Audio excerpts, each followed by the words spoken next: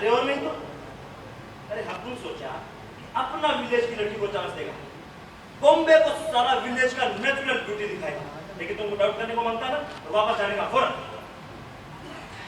अगर भरोसा ना होता तो साथ आती ही क्यों? लेकिन शुरू में तो मन घबराता है ना। ऐसा बोलो ना डांसर, हैं?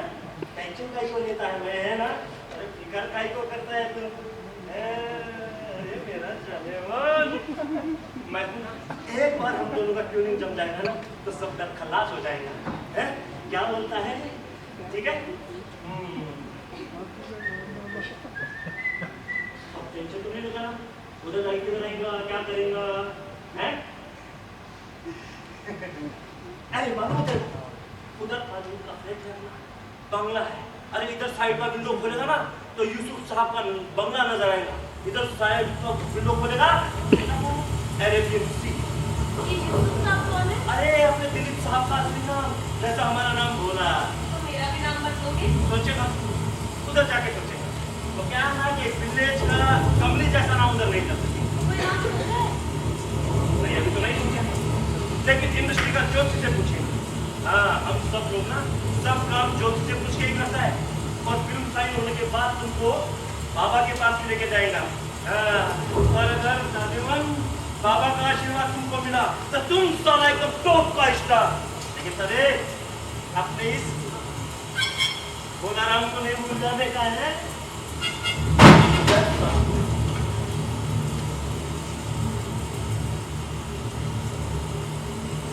तुम बोले भाई हम कौन? हम बीजापुर गांव के रहने वाले हैं भैया। तो ये बीजापुर इधर कैसे आया? अरे तो आज देखिए भैया कितना तेज बारिश हो रहा है, ऐसा लगता है जैसे आसमान में टूट पड़ेगा। अरे ऐसे बादल लगी देखिए हमने खड़ी ऊपर। भैया नदी के पास जो गांव है ना, उसी के पहले गांव में रहती है हमारी बेटिया, उसी से मिलने जा रहे थे। ये कितना तो कमा देगी? हाँ बाबू, 7वां लगा है उसको। अब इतना सारा कपड़ा लगता है ये सब बनाने में, करना तो पड़ता ही है। हाँ भैया तो करना पड़ेगा। ऐसे आप लोग हम लोग जाने रहे हैं बम्बई। कौन भाई? हाँ। उधर कोई नौकरी चाकरी करने है क्या?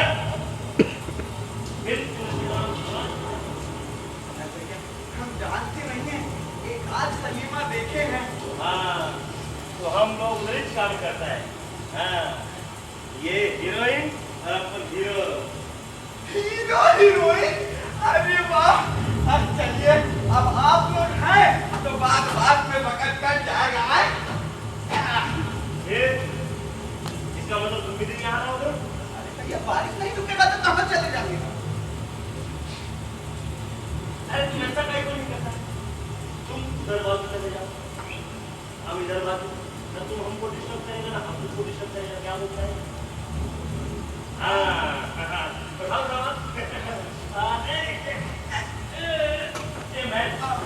देखो बात क्या है ना, हम दोनों लोग जरा पिक्चर का स्टोरी पर सीटिंग करें, क्या करें? सीटी? हाँ। अच्छा, ठीक है, तो आप लोग पिक्चर का स्टोरी पे सीटिंग कीजिए। अब आते हैं। हाँ, जाइए। चलेगा?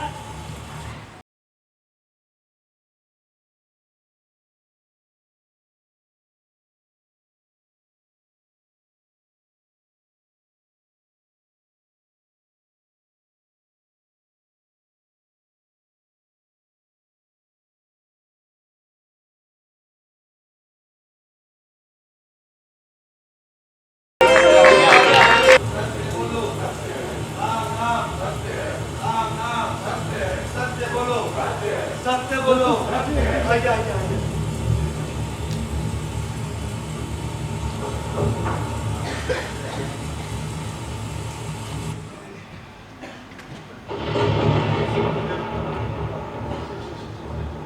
ये कहाँ ले आए पंडित जी आप हमें? अब इसमें पंडित क्या करे परमानंद?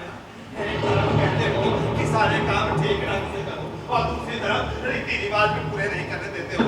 पंडित जी सब सामान ठीक तरह से रखवा दिया ना? सब ठीक तरह से रखवा दिया। अरे भाई भवानी जी, भाई सबसे पहले इस औरत को चुप करवाइए।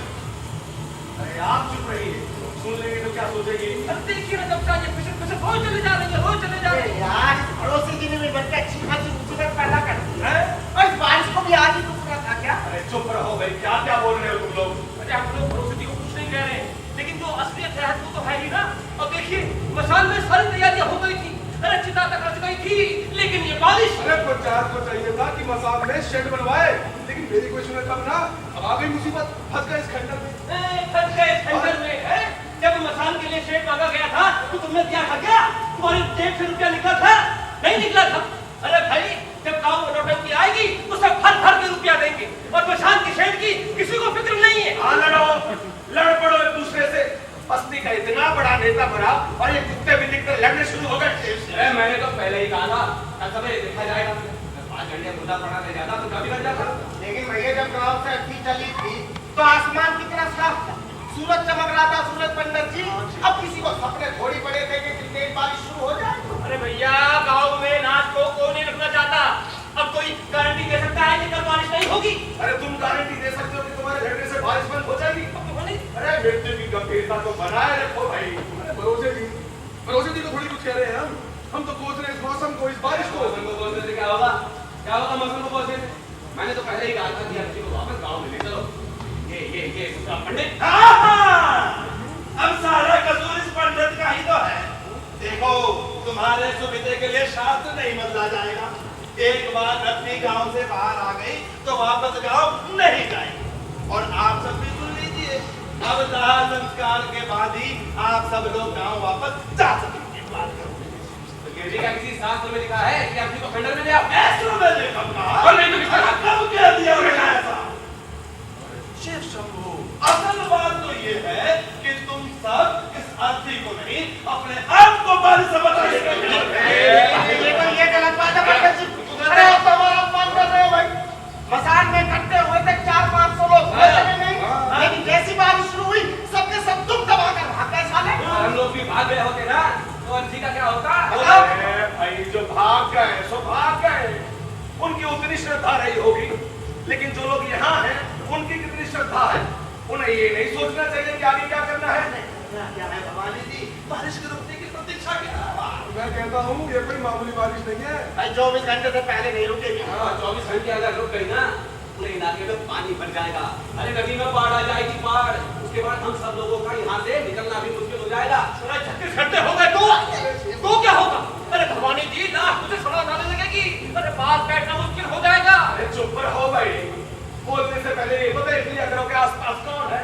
अरे अध्यापिका जी क्या सोचेंगी? भवानी जी, सवाल ये है कि अब हम करें क्या? हाँ? भाई देखो, मेरा सुझाव तो ये है कि हम लोगों को भरोसे जी के प्रिय भजन गाने चाहिए। अरे इससे क्या है कि मृत्यु की गंभीरता बनी रहेगी है? और उनकी आत्मा को शांति भी मिलेगी। भवानी जी, ऐसे समय में आप हमसे भजन गाने के लिए कह रहे हैं? अरे भाई, ऐसे मुसीबत के समय भरोसे जी भी भजन ही गाते थे। और अगर उसके बाद भी बारिश नहीं रुकी तो गीता पाठ, और उसके बाद भी नहीं रुकी तो? तो उसके बाद का बाद में सोचा जाएगा। लेकिन भवानी जी, ये सिलसिला कब तक चलता रहेगा? अरे भाई, जब तक बारिश नहीं रुकेगी शांति बनाए रखिए।